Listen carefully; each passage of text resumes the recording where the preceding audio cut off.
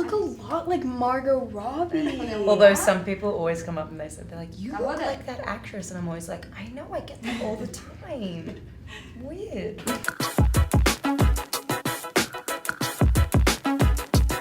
Psychologically speaking, vengeance rarely brings the catharsis we hope for. Yeah. Are we ready? Ella, can you tell me more about Cassandra, your version of Cassandra? Well, Cassandra Cain Cass, she's a street kid. She's jumping from foster care to foster care. She's super mischievous, a little sneaky with the town. She's a kid, so she has to fend for herself and do things that adults do by herself on a normal basis. The theme is emancipation, and she emancipated from who she was before, and I think that's a really cool message. And all of them emancipates from something, right? It's not just Harley. Yes, no, definitely. So Journey's character, Black Canary, Journey speaks a lot about kind of being in her own way and having a power but not wanting to use it. In a lot of ways, she's emancipating herself from a toxic work environment, working for Roman Sionis, who she knows is bad but is turning a blind eye to. And Rosie's character, Renee Montoya, is working in a broken system. She's trying to help Gotham, but she can't do it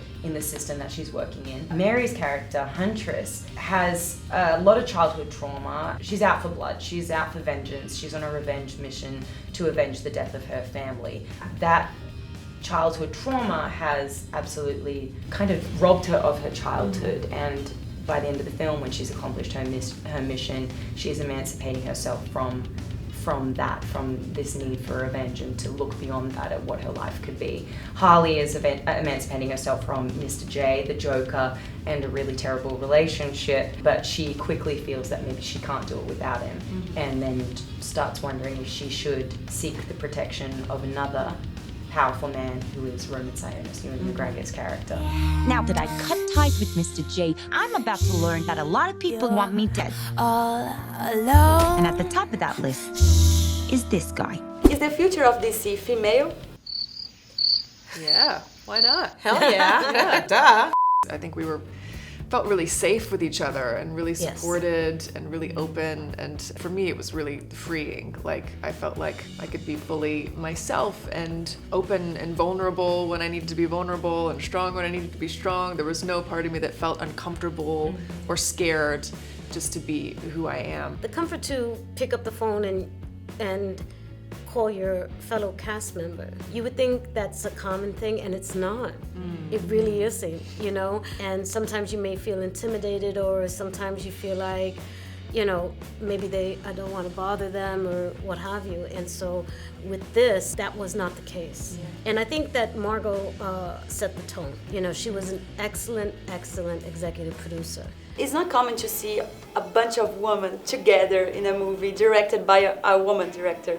Yeah, I know, unfortunately. It's not so common, but yeah. What was interesting is stepping on set and seeing so many women behind the camera, in front of the camera. You realize, wow, all these years I've been a little alone, you know? We've all worked with female directors, but you know, what they did so well was also put other women in places of power behind the camera as well, which was really refreshing.